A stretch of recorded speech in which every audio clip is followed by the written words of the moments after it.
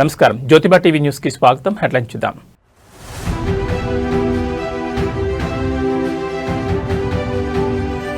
పొరపోరు ముగిసిన ఆగని వేట. మున్సిపల్ పీఠం కోసం మొదలైన రిసార్ట్ రాజకీయం.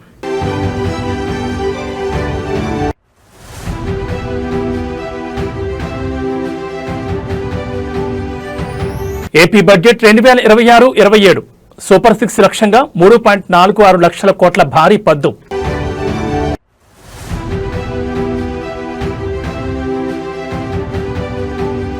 మళ్లీ పెరిగిన బంగారం ధరలు. కొనుగోలుదారుల ఆశలపై నీళ్లు చల్లిన అంతర్జాతీయ మార్కెట్లు.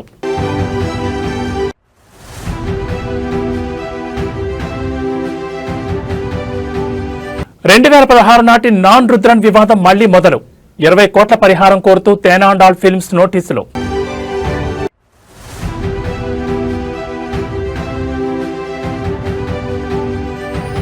తెలుగు రాష్ట్రాల్లో హాయినిస్తున్న వాతావరణం. ఎండల తీవ్రత లేదు, వానల ఇబ్బంది అంతకన్నా లేదు. తెలంగాణ రాష్ట్ర వ్యాప్తంగా మున్సిపల్ ఎన్నికల ఫలితాలు వెలువడడంతో ఇప్పుడు రాజకీయం మలుపులు తిరుగుతోంది. ఓట్ల లెక్కింపు ముగిసినా పీఠం దక్కించుకునే వేట మాత్రం ఆగలేదు. ఎక్కడ చూసినా ఒకటే చర్చ, క్యాంప్ పాలిటిక్స్. గెలిచిన కౌన్సిలర్లు చేజారిపోకుండా ప్రధాన పార్టీలు రక్షణ వలయాన్ని ఏర్పాటు చేశాయి. రాష్ట్రంలో మున్సిపల్ ఫలితాలు ఏ పార్టీకి స్పష్టమైన మెజార్టీ ఇవ్వని చోట కింగ్ మేకర్లుగా మారిన స్వతంత్ర అభ్యర్థుల కోసం వేట మొదలైంది. గెలిచిన అభ్యర్థులను తమ వైపు తిప్పుకునేందుకు ప్రధాన పార్టీలు వ్యూహాలకు పదును పెడుతున్నాయి. ఫలితాలు రాగానే గెలిచిన కౌన్సిలర్లను హోటాహుటిన రిసార్ట్లకు, పొరుగు రాష్ట్రాలకు తరలిస్తున్నాయి. పార్టీలు ఫోన్లకు కూడా దొరకకుండా కట్టుదిట్టమైన జాగ్రత్తలు తీసుకుంటున్నారు. ఈ ఎన్నికల్లో స్వతంత్ర అభ్యర్థులు గణనీయమైన స్థానాల్లో విజయం సాధించారు.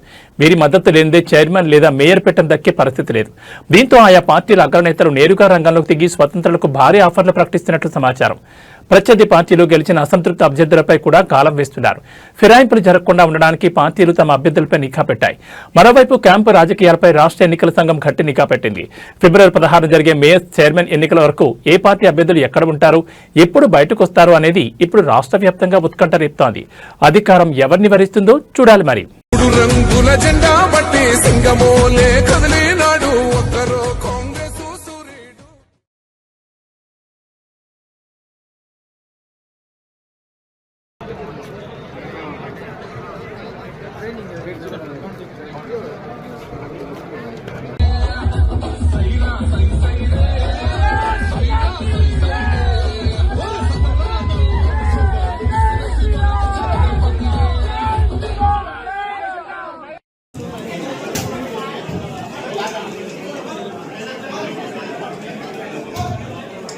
రాష్ట్ర రాజకీయం ఇప్పుడు సచివాలయం నుంచి ముఖ్యమంత్రి నివాసానికి మారింది.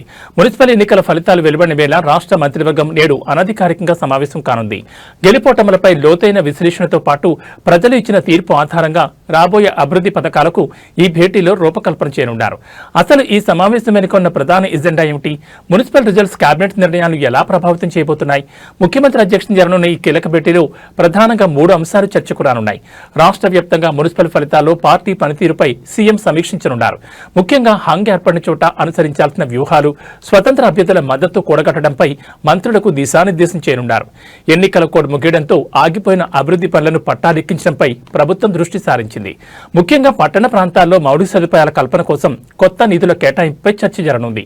ప్రజలు ఏ అంశాల ఆధారంగా ఓటు వేశారనే దానిపై నివేదికలను పరిశీలించి రాబోయే రోజుల్లో సంక్షేమ పథకాల్లో చేయాల్సిన మార్పులపై కేబినెట్ నిర్ణయం తీసుకోనుంది. కేవలం రాజకీయాలే కాకుండా రాష్ట్ర ఆర్థిక పరిస్థితి మరియు పెండింగ్ లో ఉన్న కీలక ప్రాజెక్టుపై కూడా ఈ అనధికారిక భేటీలో చర్చించే అవకాశం ఉంది.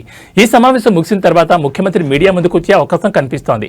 మరి కేబినెట్ భేటీ తర్వాత వెలువడి ఆ కీలక నిర్ణయాలు ఏంటో తెలుసుకోవాలంటే మనం వేచి చూడాల్సిందే.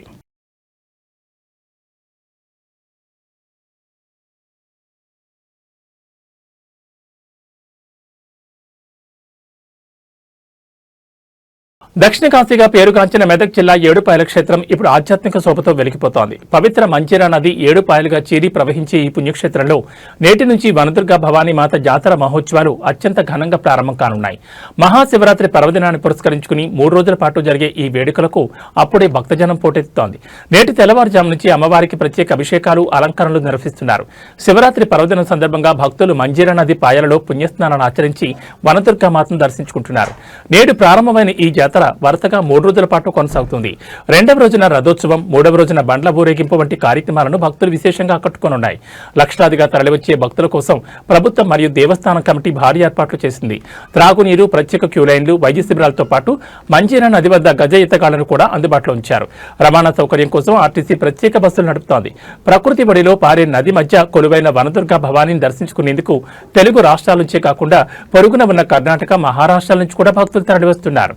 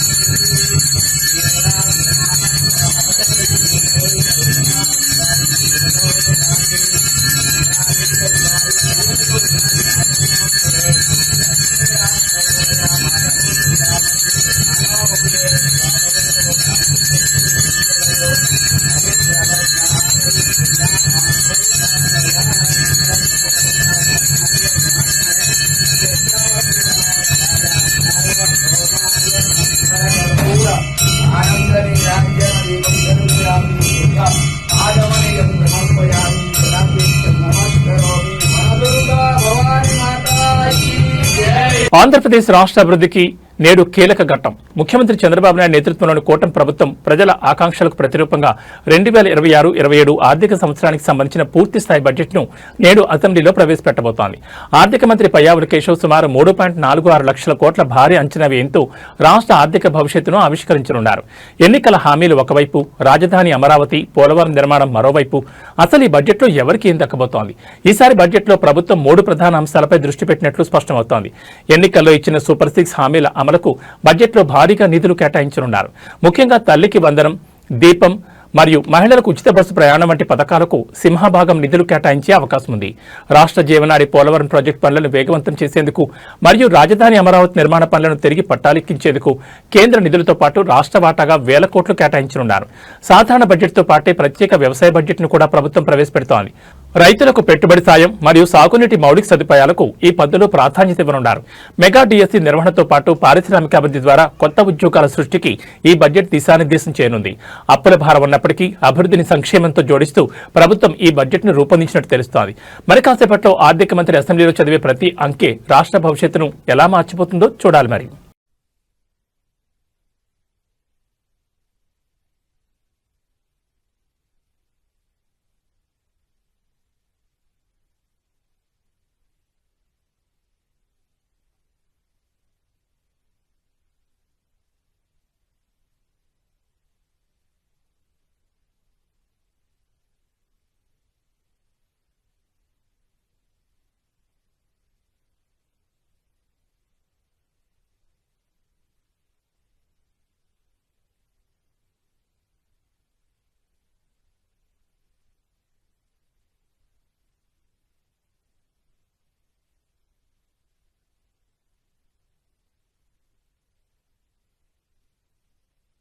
విశాఖ సాగర్ తీరం ఇప్పుడు యుద్ధక్షేత్రాన్ని తలపిస్తోంది. నీలి రంగుల అలలపైన భారత నౌకాదళం తన విశ్వరూపాన్ని ప్రదర్శిస్తోంది.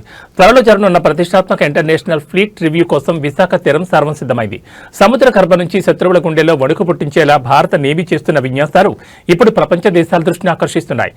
ఆకాశంలో యుద్ధ విమానాల విన్యాసాలు, సముద్రంలో యుద్ధ నౌకల కవాతు, ఈ సన్నాహక విన్యాసాల్లో భారత నౌకాదళం తన అమ్ముల పొదిలోని అత్యాధునిక ఆయుధ సంపత్తిని ప్రదర్శిస్తోంది.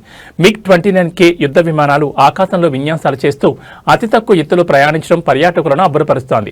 అలాగే ధ్రువ్ మరియు చేతక్ హెలికాప్టర్లు సాగరంపై విన్యాసాలు చేస్తూ రక్షణ దళాల సత్తాను చాటుతున్నాయి. ఐఎన్ఎస్ విక్రాంత్ వంటి విమాన వాహక నౌకలతో పాటు విధ్వంసక నౌకలు, జలాంతర్గాములు ఈ రిహార్సల్లో పాల్గొంటున్నాయి. సముద్రంలో యుద్ధం సంభవిస్తే శత్రువులను ఎలా ఎదుర్కోవాలో ప్రదర్శిస్తున్న దృశ్యాలు రోమాంచితంగా ఉన్నాయి. మార్కోస్ కమాండోలు హెలికాప్టర్ల నుంచి సముద్రంలోకి దూకడం, సముద్ర మార్గంలో ఉగ్రవాద దాడులను తిప్పికొట్టే విన్యాసాలు ప్రత్యేక ఆకర్షణగా నిలుస్తున్నాయి. అంతర్జాతీయ ఫ్లీట్ రివ్యూ కోసం వివిధ దేశాల నుంచి యుద్ధ నౌకలు విశాఖకు చేరుకోనున్నాయి. ఈ నేపథ్యంలో నగరమంతా కట్టుదిట్టమైన భద్రతను ఏర్పాటు చేశారు.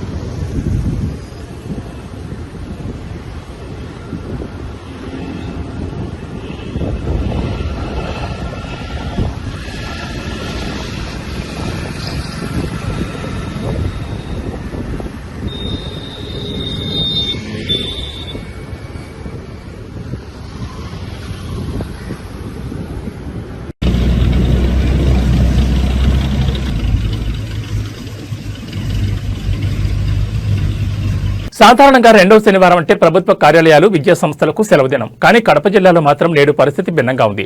జిల్లా వ్యాప్తంగా పాఠశాలలన్నీ నేడు యథావిధిగా నడుస్తున్నాయి. విద్యార్థుల కేరింతలు, పాఠాల సందడితో తరగతి గదులు కళకళలాడుతున్నాయి. అసలు సెలవు రోజును కూడా పాఠశాలలు ఎందుకు తెరిచారు? దీని వెనుక ఉన్న కారణాలేంటి? కడప జిల్లాలో నేడు పాఠశాలలు పనిచేయడానికి ప్రధాన కారణం గతంలో ప్రకృతి సృష్టించిన ఆటంకాలను అధిగమించడమే. గత కొన్ని వారాల క్రితం కురిసిన భారీ వర్షాలు, తుఫాన్ ప్రభావంతో జిల్లాలో విద్యా సంస్థలకు వరుసగా సెలవులు ప్రకటించాల్సి వచ్చింది. దీనివల్ల విద్యా సంవత్సరం ప్రణాళికలు పనిదినాలు తగ్గిపోయాయి. వార్షిక పరీక్షలు దగ్గర పడుతున్న తరుణంలో విద్యార్థులకు సిలబస్ సకాలంలో పూర్తి చేయాలనే లక్ష్యంతో జిల్లా విద్యాశాఖ ఈ నిర్ణయం తీసుకుంది. కోల్పోయిన పనిదినాలను భర్తీ చేసేందుకు రెండవ శనివారాన్ని పనిదినంగా ప్రకటించారు. సెలవు రోజు అయినప్పటికీ విద్యార్థులు ఉత్సాహంగా పాఠశాలకు చేరుకున్నారు. ఉపాధ్యాయులు కూడా ప్రత్యేక ప్రణాళికలతో బోధన కొనసాగిస్తున్నారు. మధ్యాహ్న భోజనం పథకం కూడా యథావిధిగా అమలవుతోంది. విద్యార్థుల భవిష్యత్తును దృష్టిలో ఉంచుకుని తీసుకున్న ఈ నిర్ణయంపై తల్లిదండ్రుల నుంచి కూడా సానుకూల స్పందన వస్తోంది. మరిన్ని జిల్లాల్లో కూడా ఇదే తరహాలో పనిదినాలను భర్తీ చేసే అవకాశం ఉన్నట్టు తెలుస్తోంది.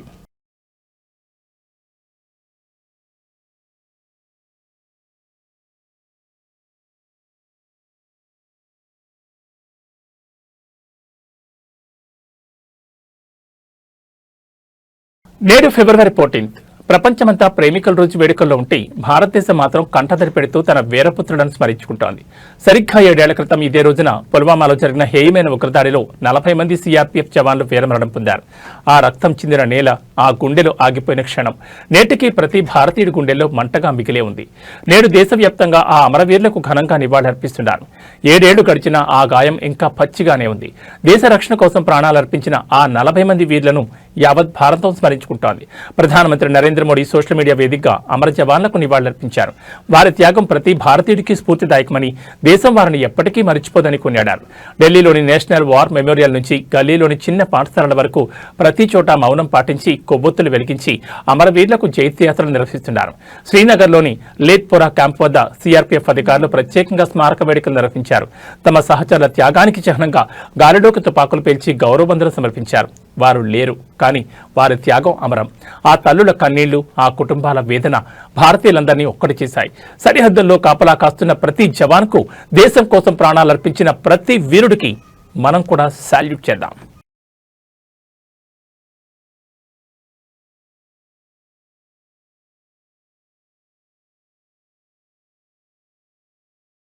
పసిడి ప్రియులకు ఇది చేదు వార్త. గత 2 రోజులుగా తగ్గుతూ వస్తున్న బంగారం ధరలు ఒక్కసారిగా మళ్లీ రూట్ మార్చాయి. తగ్గింది కదా ఇక కొందాం అనుకునే లోపే అంతర్జాతీయ మార్కెట్ల సెగ దేశీయ పసిడిపై పడింది.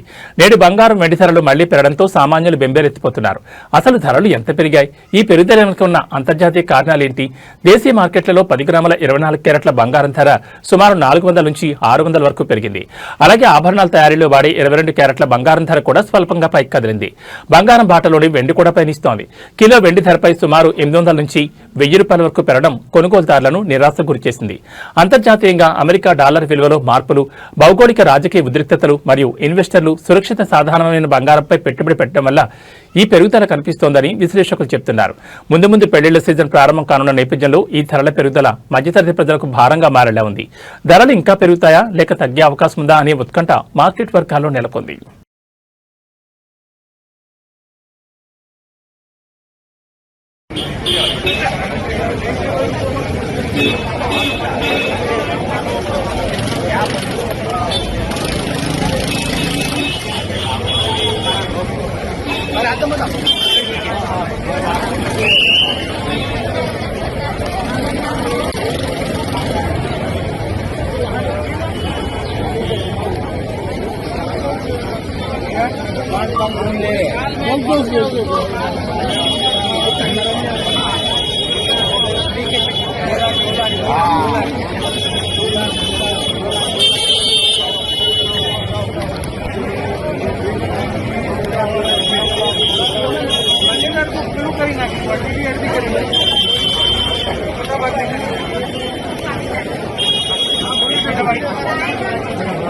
हेलो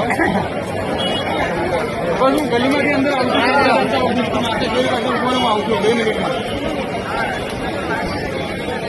टू व्हीलर तो मेरा दोस्ताने त्या मुकेलू है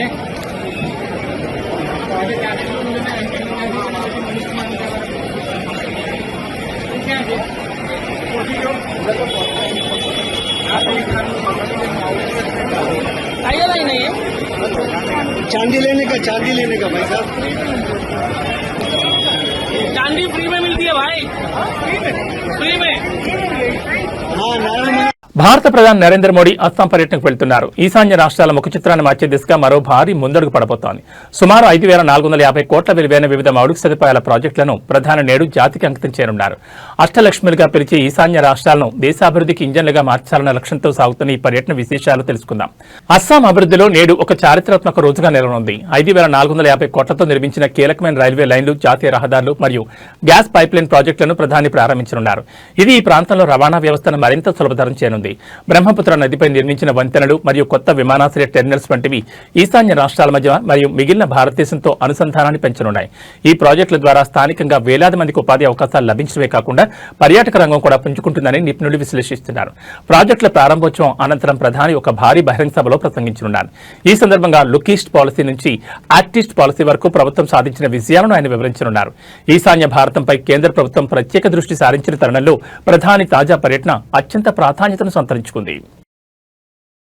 साथियों, हमारी संस्कृति कहती है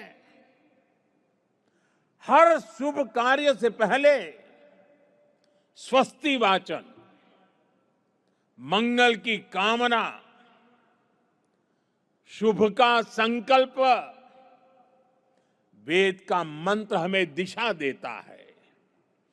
आनो भद्राः क्रतवो यन्तु विश्वतः, अर्थात कल्याणकारी विचार हर दिशा से हम तक आते रहें, यही इस भवन की आत्मा होनी चाहिए। भारत के महान लोकतंत्र में जनता के विचार ही हमारी शक्ति है। जनता के सपने ही हमारी पूंजी है।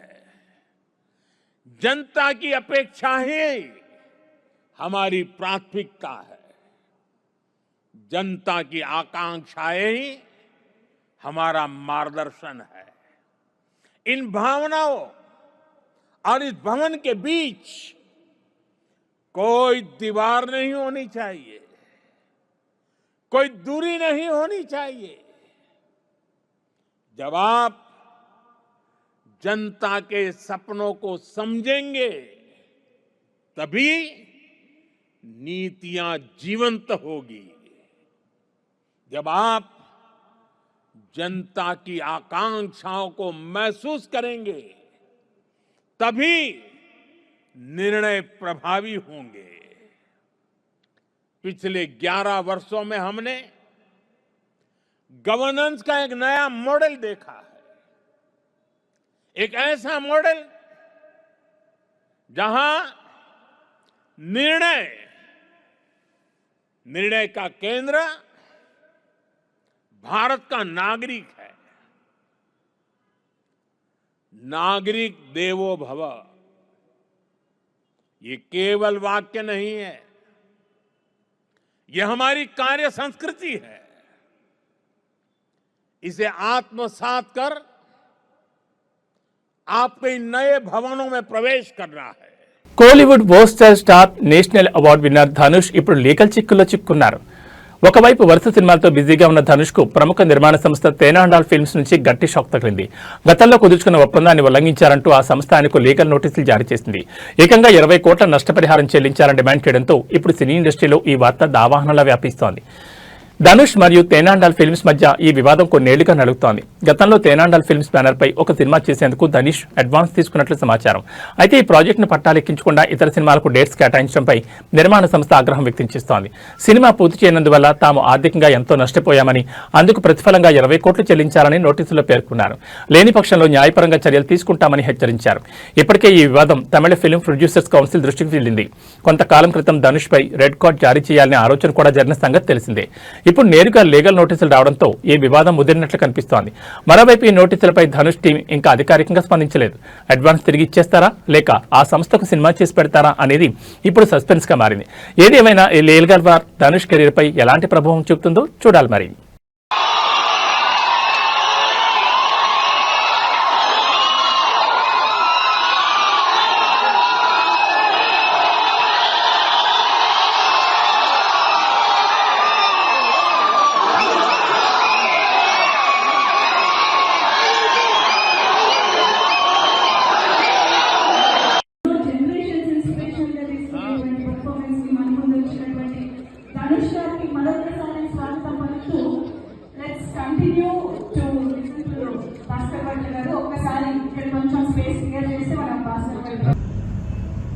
எல்லாருக்கும் வணக்கம். ராயனுக்கு அப்புறம் நான் டைரக்ட் பண்ண படம் நிலவுக்கு என் மேல் என்னடி கோபம் நாளைக்கு ரிலீஸ் ஆகுது. இந்த படத்தை எடுக்கும்போது நாங்கள் எந்த அளவுக்கு என்ஜாய் பண்ணி சந்தோஷமாக ஜாலியாக எடுத்தோமோ அதை பார்க்கும்போது நீங்களும் அந்த அளவுக்கு என்ஜாய் பண்ணுவீங்கன்னு நான் நம்புகிறேன். இந்த படத்தில் நடிச்சிருக்கிற இளைஞர்கள் அத்தனை பேரும் அவங்களுடைய எதிர்காலத்தை நோக்கி பார்த்து காத்துட்ருக்காங்க. கண்ணில் நிறைய கனவுகளோட. அந்த கனவுகள் எல்லாமே நிறைவேறணும் நான் கடவுளை வேண்டிக்கிறேன். அந்த இடத்துல நான் இருந்திருக்கேன். அந்த ஃபீலிங் என்னன்னு எனக்கு நல்லா தெரியும். I wish them all the best. Meet from tomorrow. ఓం నమః శివాయ. క్రికెట్ అభిమానులు కళ్లు కాయలు కాసేలు ఎదురు చూస్తున్న ఆ మహాసమరం రానే వచ్చింది. రేపు ఫిబ్రవరి 15 కొలంబో వేదికగా భారత్ పాకిస్తాన్ జట్ల మధ్య టీ20 ప్రపంచ కప్ హై వోల్టేజ్ మ్యాచ్ జరగనుంది. పిచ్పై బ్యాట్లకు బంతులకు మధ్య యుద్ధం జరగకముందే సోషల్ మీడియాలో అప్పుడే ఫ్యాన్స్ వార్ మొదలైపోయింది. అయితే ఈ మెగా ఫైట్ కు వరుణుడు విలన్గా మారబోతున్నాడా? అసలు వాతావరణ శాఖ రిపోర్ట్ ఏం చెప్తోంది? కొలంబోలోని ప్రేమదాస స్టేడియం ఈ చారిత్రాత్మక పోరుకు ఆతిథ్యం ఇస్తోంది. టీ20 వరల్డ్ కప్ లో భారత్ తన ఆధిపత్యాన్ని కొనసాగించాలని చూస్తుంటే పాక్ ఈసారి ఎలాగైనా గెలవాలని పట్టుదలతోంది. Rohit Sharma batting power, Pak bowling attack మధ్య పోటీ హోరాహోరీగా ఉండనుంది. క్రికెట్ ఫ్యాన్స్ ను కలవరపెడుతున్న అంశం వాతావరణం. రేపు కొలంబోలో భారీ వర్షం కురిసే అవకాశం ఉందని వాతావరణ శాఖ హెచ్చరించింది. ఆకాశం మేఘావృతమై ఉంటుందని, మ్యాచ్ సమయానికి వర్షం పడే ఛాన్స్ 60 నుంచి 70% వరకు ఉందని నివేదికలు చెప్తున్నాయి. ఒకవేళ వర్షం కారణంగా మ్యాచ్ ఆగిపోతే కనీసం 5 ఓవర్ల మ్యాచ్నైనా నిర్వహించేందుకు అంపైర్లు ప్రయత్నిస్తారు.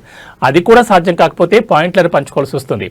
అయితే ఈ కీలక మ్యాచ్ కు రిజర్వ్ డే ఉందా లేదా అన్నది ఐసీసీ ఇంకా స్పష్టం చేయాల్సింది.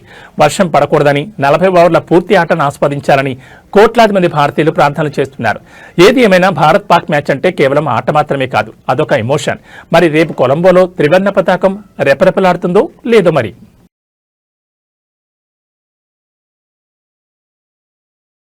అటు రాజకీయాలు ఇటు బడ్జెట్ వేడితో రాష్ట్రం అట్టడుగుతున్న ప్రకృతి మాత్రం మనకు కొంత చల్లని కబురు చెప్తోంది. తెలుగు రాష్ట్రాల్లో వాతావరణం ఇప్పుడు ఎంతో ఆహ్లాదకరంగా మారింది. ఎండల తీవ్రత లేదు, అటు వర్షాలు ఇబ్బంది లేదు. రానున్న 3 రోజుల పాటు ఆకాశం నిర్మలంగా ఉండి ప్రజలకు ఎంతో హాయినిచ్చే వాతావరణం ఉండబోతోందని వాతావరణ శాఖ తెలిపింది. హైదరాబాద్తో పాటు తెలుగు రాష్ట్రాల్లోని ప్రధాన పట్టణాల్లో వాతావరణం చాలా ప్రశాంతంగా ఉంది. గరిష్ట ఉష్ణోగ్రతలు సాధారణంగానే ఉన్నాయి. హైదరాబాద్ సహా ప్రధాన నగరాల్లో టెంపరేచర్ 32 డిగ్రీల సెల్సియస్ వరకు నమోదయ్యే అవకాశం ఉంది. రాత్రి వేళలో మరియు తెల్లవారుజామున వాతావరణం చల్లగా ఉండి పగటిపూట వెచ్చగా ఉన్నప్పటికీ ఉక్కపోత నుంచి ఉపశమనం లభించనుంది. రానున్న 3 రోజుల పాటు ఆకాశం చాలా స్పష్టంగా ఉంటుందని వాతావరణ కేంద్రం వెల్లడించింది. దీనివల్ల వారాంతం సెలవుల్లో బయట తిరిగే పర్యాటకులకు శుభకార్యాలు జరుపుకునే వారికి ఎలాంటి ఆటంకాలు ఉండవు. ప్రస్తుతం గాలిలో తేమ శాతం తక్కువగా ఉండి పొడి వాతావరణం నెలకొంది.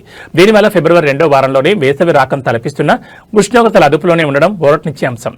ఒకవైపు పుల్వామా అమరుల స్మరణ, మరోవైపు ఏడుపాయల జాతర వంటి ఆధ్యాత్మిక కార్యక్రమాలతో సందడిగా ఉన్న ఈ సమయంలో వాతావరణం కూడా అనుకూలించడం శుభపరిణామం. ప్రయాణాలు ప్లాన్ చేసుకునే వారికి ఇదే సరైన సమయం.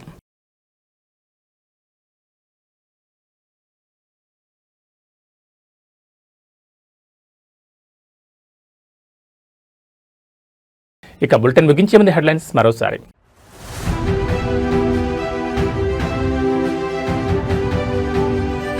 పొరపోరు ముగిసిన ఆగని వేట, మున్సిపల్ పీఠం కోసం మొదలైన రిసార్ట్ రాజకీయం.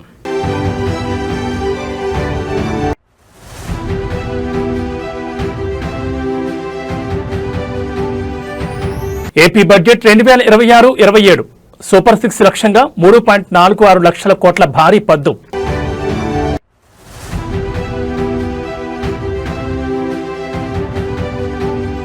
మళ్లీ పెరిగిన బంగారం ధరలు, కొనుగోలుదారుల ఆశలపై నీళ్లు చల్లిన అంతర్జాతీయ మార్కెట్లు.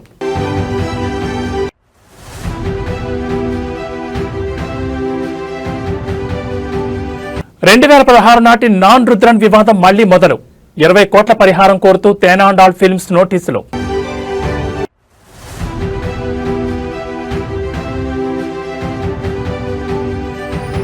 తెలుగు రాష్ట్రాల్లో హాయినిస్తున్న వాతావరణం, ఎండల తీవ్రత లేదు, వానల ఇబ్బంది అంతకన్నా లేదు. ఏబీ బులెటిన్ విశేషాలు. నమస్కారం.